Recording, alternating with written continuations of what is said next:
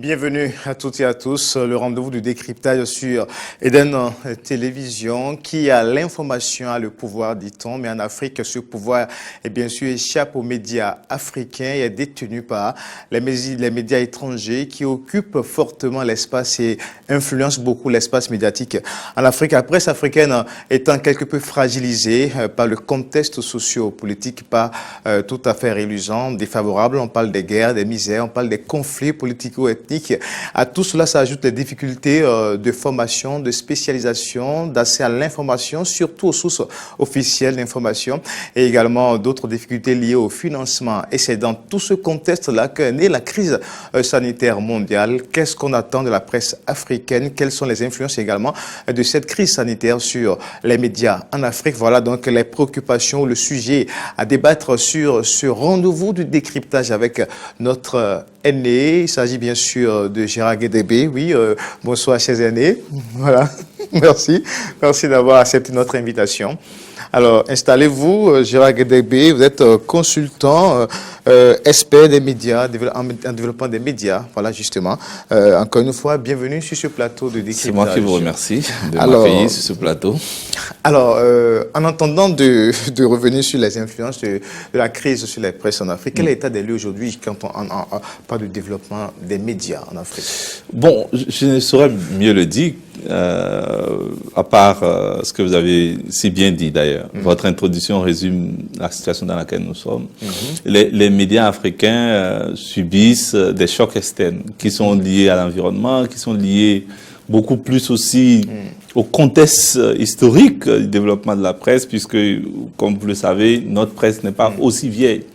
Je veux parler de la presse pluraliste qui a donné corps un tout petit peu à la démocratisation de l'information, est née un peu au seuil des années 90. Et puis, je peux dire que nous jouissons encore d'une relative jeunesse.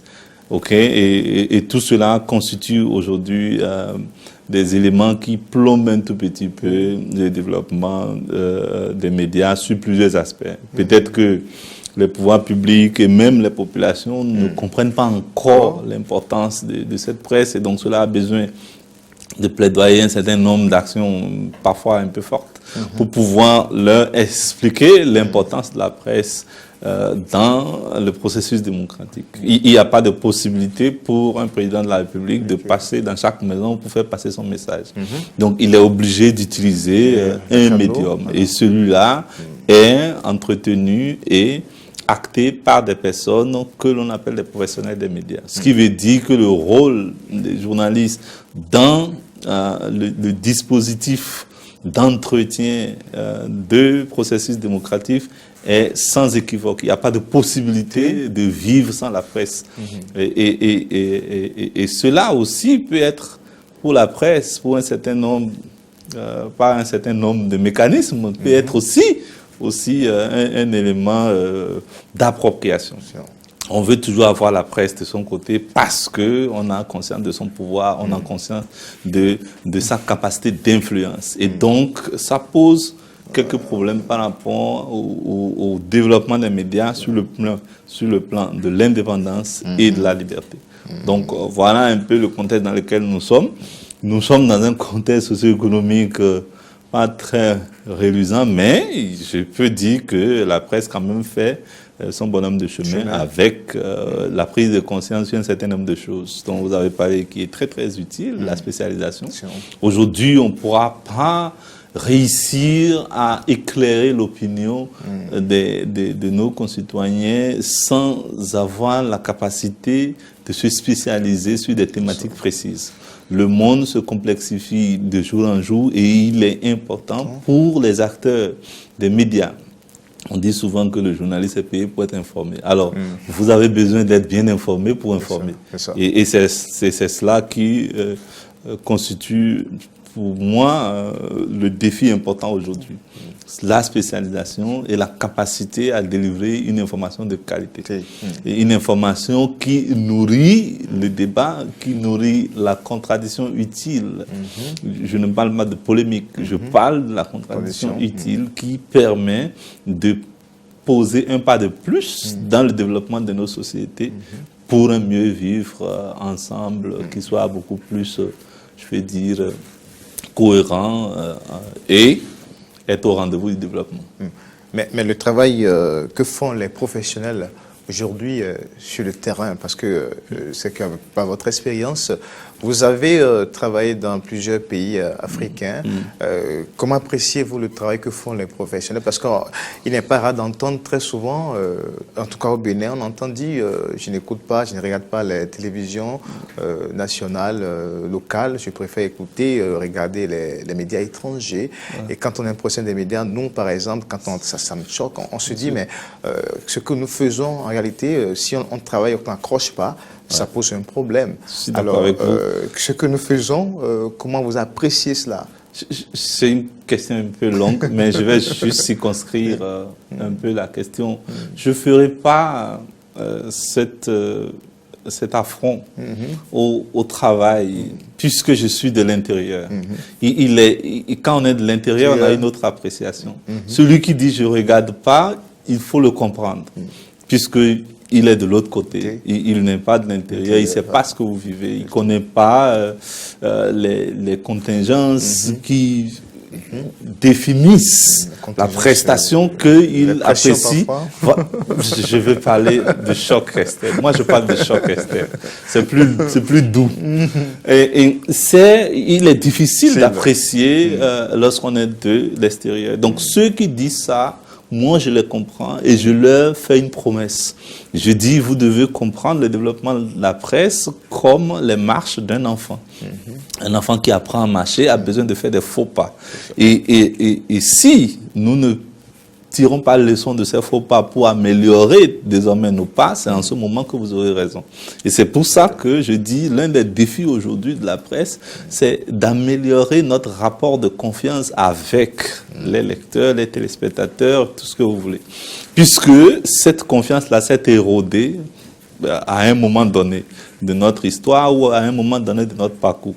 Donc, je ne serai pas crédible quand je vais me lever là et dire vous faites pas du bon travail, vous aussi, vous êtes paresseux. C'est ridicule. Quelqu'un qui me voit et qui plus ou moins connaît un peu mon profil va dire non, toi, tu ne dois pas dire ça comme ça. Toi, tu dois poser ça en termes de défi, puisque c'est de voir maintenant qu'est-ce que nous faisons pour être, je peux dire, plus joli, si on veut être, si je veux caricaturer un peu l'image de la mariée, pour que nos auditeurs trouvent l'intérêt. Mais il faut se poser la bonne question. Pourquoi ils disent je ne regarde pas? Ils disent je ne regarde pas parce que de moins en moins, ils sont représentés dans nos prestations ou bien dans nos contenus. L'auditeur lambda qui est dans la rue se trouve de moins en moins représenté aujourd'hui lorsque nous lui présentons un contenu à consommer. Il veut se voir de plus en plus dans nos contenus. Se voir, c'est la représentation de ses habitudes, la représentation de son histoire, la représentation de ses problèmes, la représentation de... Nous sommes des médiums, nous sommes des médias. Nous devons être les porteurs qui vont permettre à ce que ce qu'il vit soit écouté par la personne qui a à charge la résolution de ces problèmes. Donc, je pense que c'est une sorte d'alerte que les gens nous transmettent. Il faut sourire chaque fois, il ne faut pas être choqué. Il faut sourire un peu pour essayer de diminuer un peu la charge émotionnelle et dire, nous allons nous améliorer. Puisque nous avons un mandat, c'est être au service ou au rendez-vous du droit de savoir du citoyen. C'est le mandat des journalistes. Et ça, il faut le répéter dans les écoles de journalisme pour dire votre rôle, c'est d'être au rendez-vous du droit de savoir du citoyen. Il y a aussi d'autres réalités. C'est vrai que le débat sera assez vaste et très long. On va laisser ces aspects et revenir sur le cas de la crise sanitaire mondiale. Il y a beaucoup à dire sur le développement des médias en Afrique et autres. Alors, Gérard Guédégbé, dites-nous, cette crise aujourd'hui, qu'est-ce que la presse africaine doit faire réellement? Quels sont les défis à relever aujourd'hui? Il faut déjà dire ce qu'elle a pu faire. Et je parle là puisque c'est bon de situer ça dans un contexte, en me présentant un peu comme un pool d'experts africains qui travaillent aujourd'hui sur la réaction des journalistes, des médias africains face au Covid. Donc nous sommes en train de le faire avec certains collègues en Afrique du Sud. Il y a aussi des collègues occidentaux, il y a un cabinet suisse avec qui nous travaillons. Et l'idée, nous nous sommes posé une question. Comment est-ce que les journalistes ont pu opposer une certaine résilience face au Covid-19? C'est-à-dire, comment est-ce qu'ils ont déployé des moyens et des outils d'adaptation pour pouvoir être au rendez-vous, d'accord, de la couverture de cette pandémie. On a eu dans le passé un exemple à petite échelle. C'était le cas de la couverture de l'épidémie d'Ebola qui a touché la Sierra Leone, la Guinée et puis le Libéria. Mais ça, c'était plus ou moins à petite échelle. Aujourd'hui, nous avons une pandémie. Une pandémie, elle est globale, elle est mondiale. Donc, on s'est dit, comment est-ce que les médias ont pu réagir? Donc, nous avons essayé de voir un peu avec les acteurs, avec le dispositif institutionnel et aussi un certain nombre de choses, comment ils se sont revus. On travaille actuellement sur 4 ou 5 hypothèses clés. La première, c'est l'effet surprise. C'est-à-dire que la plupart des médias se sont vus dans une situation où eux-mêmes, ils ne sont pas différents de la population qui fuit. Eux-mêmes se trouvent dans une situation où tout le monde fuit. C'est-à-dire que tout le monde a peur de ce que nous appelons l'ennemi invisible. Mais eux, ils doivent plutôt être au front pour pouvoir passer l'information juste et aider la population à se protéger. Donc, ça, c'est l'effet surprise. La deuxième, c'est plus ou moins lié à la première, c'est l'impréparation. Nous n'avons pas eu, plus ou moins, dans la plupart des cas, les rédactions n'ont pas été préparées à couvrir une pandémie dans les conditions que nous avons vues. Il n'y a plus de sources à aller interroger, il faut peut-être tout faire de loin, le dispositif infrastructurel n'était pas déjà, je ne sais pas combien de rédactions étaient équipées de Zoom et un certain nombre de choses, avoir un budget pour pouvoir quand même actualiser le dispositif infrastructurel. Donc, cette impréparation a joué sur la couverture. L'autre élément qu'on a noté, qui est aussi essentiel, c'est que les journalistes se sont retrouvés dans une situation où on n'avait qu'une seule source. Il n'était pas possible d'avoir une autre source pour un temps soit peu essayer parfois d'équilibrer l'information. Donc on ne buvait qu'à la seule et unique source, c'est-à-dire la source gouvernementale, à la source officielle. Et ça a joué un peu sur le moral, je vais dire, déontologiquement parlant, des journalistes qui ont développé un effet fatigue à un moment donné. Excusez-moi, aujourd'hui c'est le même ministre de la Santé, demain c'est le même ministre de la Santé, après demain c'est le même ministre de la Santé. Il y a un effet fatigue, si bien que cela a joué un peu sur la qualité des productions. Il n'était plus possible de voir cet effet-là. Faire assez d'investigation. Pas d'investigation, mais quelques petits biscuits pour essayer de dire, mais bon, et alors. Il manquait beaucoup plus d'éléments. Un exemple palpable, quand on nous dit aujourd'hui qu'on a dépassé la barre des 1000, aujourd'hui on dit à barre des 1000, 14 décès, mais on ne sait pas trop. La barre des 1000 dont on parle, quelles sont les couches les plus touchées. Donc, il n'était pas très possible dans cette course-là aussi de faire ce genre d'analyse qui sont quand même le propre des journalistes et qu'ils ont peut-être...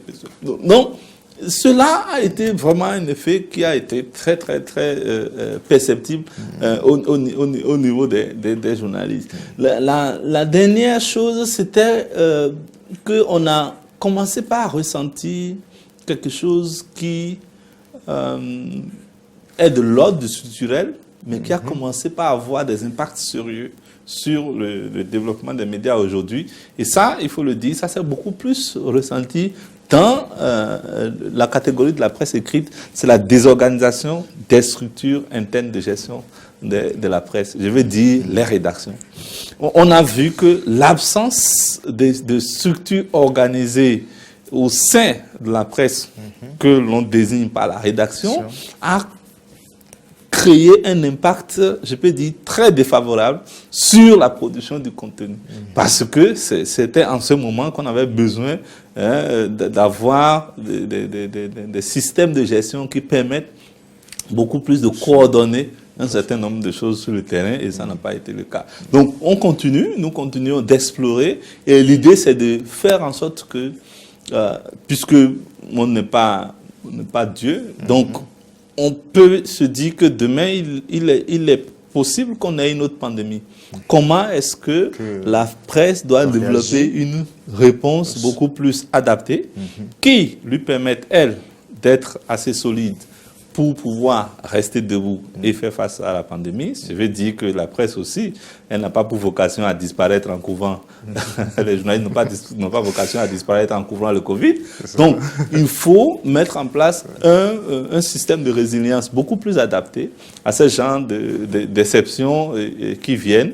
Et je peux dire que là, on n'est pas en train d'accuser la presse, mais on est en train de travailler à ce que des situations d'urgence de genre puissent trouver déjà des plans ou des moyens de résilience un peu plus, je veux dire, informés. Voilà. Mais comment faire alors pour inverser un peu la tendance, pour que cette presse soit plus réactive face à cette crise?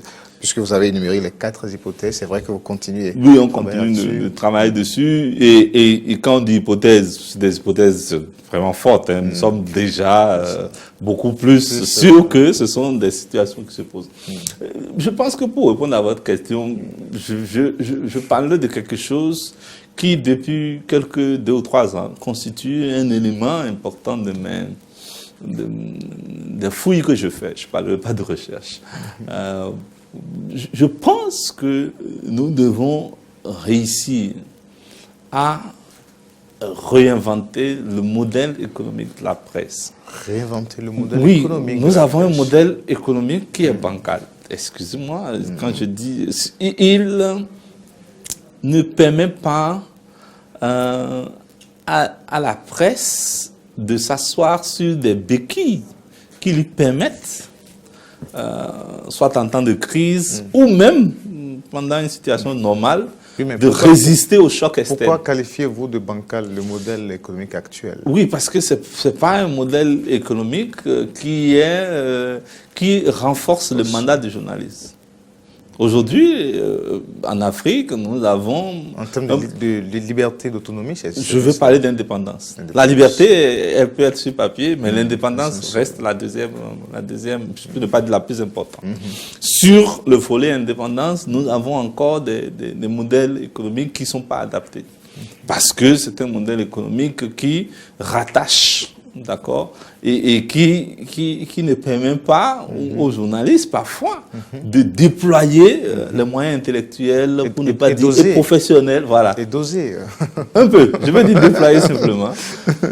Et qui leur permettent de faire leur travail. Et c'est ça qui constitue l'une des raisons pour lesquelles les citoyens dans la rue ne se retrouvent plus trop dans ce que nous faisons. Voilà. Donc, je pense qu'il faut réinventer le modèle économique, et ce n'est pas un gros travail. Il faut le faire au regard de 2 ou 3 choses. Un, voir un peu déjà l'environnement dans lequel nous sommes, parce qu'il ne saurait y avoir de modèle économique efficace si cela ne s'adapte pas à l'environnement socio-économique, politique et même, tout ce que vous voulez, culturel. Ça, c'est premièrement. Parce que la presse... Et je rends hommage ici au doyen Siaka, quand je lui ai dit, mais qu'est-ce que nous allons faire pour nous en sortir? Il dit, il faut revenir au local. Et c'est vrai. Le contenu local, produit localement, constitue aujourd'hui un élément qui va davantage nous permettre d'avoir une place dans la mondialisation, même médiatique, qui est en cours. D'accord. D'accord. Merci en tout cas, Gérard Kedebe, expert consultant des médias, pour toutes ces informations, sur la presse en Afrique. C'est vrai que c'est beaucoup de risques aussi pour nous, hein, en termes de risques au plan sanitaire aussi pour nous. Hein, dans nos rédactions, vous voyez comment on s'organise pour s'adapter. Voilà. Oui, on ne saurait être à l'écart du monde. Nous faisons partie du monde, nous faisons partie de la société et autant les risques comme les bénéfices, nous les subissons ou nous les avons. Donc moi je pense que c'est surtout pour ça que nous faisons un peu un travail de fond et essayons de documenter. Nous ne sommes pas prétentieux en disant nous sommes des chercheurs, mais nous faisons de la documentation avancée et nous essayons de croiser les informations que nous avons et nous écoutons beaucoup les professionnels des médias pour essayer de voir comment on peut sortir quelque chose qui pourra informer peut-être des décisions dans 5 ans, dans 10 ans, ou même un peu plus tôt. D'accord. Et puis, rapidement, avant de vous laisser conclure ce débat, je reviens encore une fois sur le modèle économique. Alors, il faut réinventer ce modèle économique. Qu'est-ce qu'il faut y apporter de façon concrète? Il faut y apporter... Pour avoir des presse vraiment efficaces. Je pense que ce n'est pas beaucoup de choses.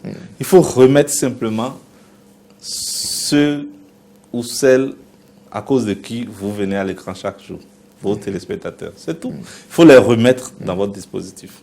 Lorsque vous les remettez dans votre dispositif de façon complète, ils trouveront l'intérêt désormais à venir. Il faut chercher les moyens où en ce moment-là? Les moyens sont eux. C'est encore eux les moyens. C'est pourquoi je dis, lorsque... Regardez un peu le modèle de Mediapart. On n'a pas beaucoup de temps, sinon je vous en parlerai. Vous voyez, c'est un modèle qui marche. Pourquoi? Parce qu'ils ont ciblé les lecteurs, ils ont identifié leurs besoins, et ils ont apporté les réponses adéquates et ils sont restés fidèles. Et c'est un modèle économique qui est, je veux dire, ascendant, qui marche, efficace, ne serait-ce que pour l'environnement dans lequel nous sommes.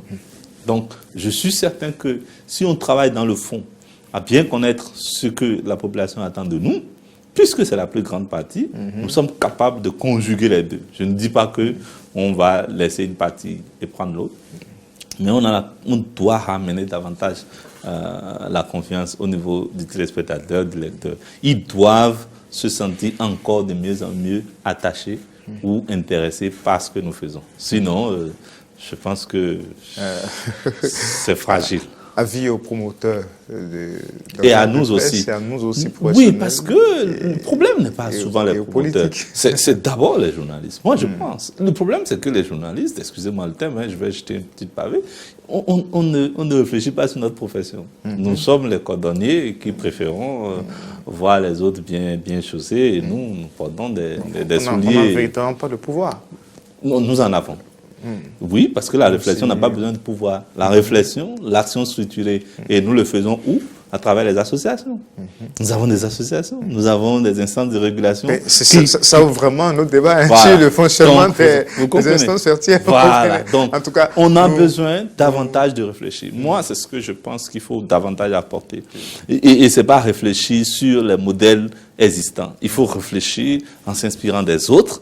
Et bien sûr, en faisant des tests pilotes, nous testons des modèles que nous réinventons. Et nous devons être capables de faire des tests pilotes et de faire des mises à l'échelle. On a la possibilité. D'accord.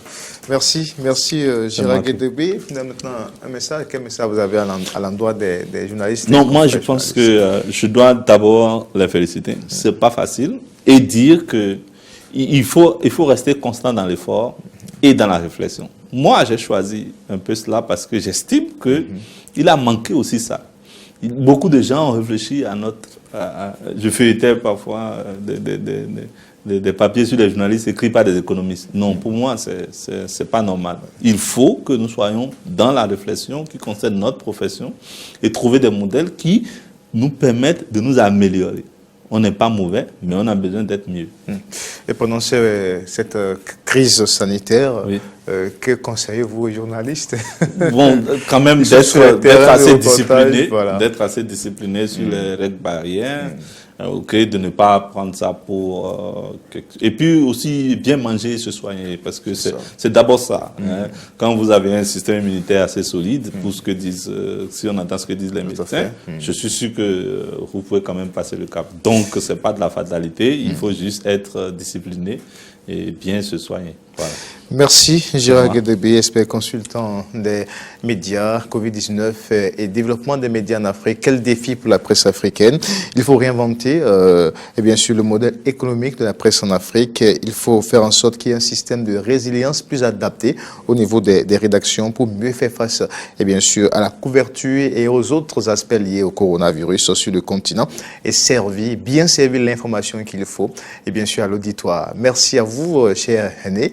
Merci également à toute l'équipe de réalisation, Maté Antonis, Jean-Baptiste Bokor, Chimène Kouliadoussou, Didier Guédou, voilà toute l'équipe de réalisation, décryptage sur Eden Télévision tous les jeudis à 19h et bien sûr les mardis également à 19h. Au revoir et à très bientôt.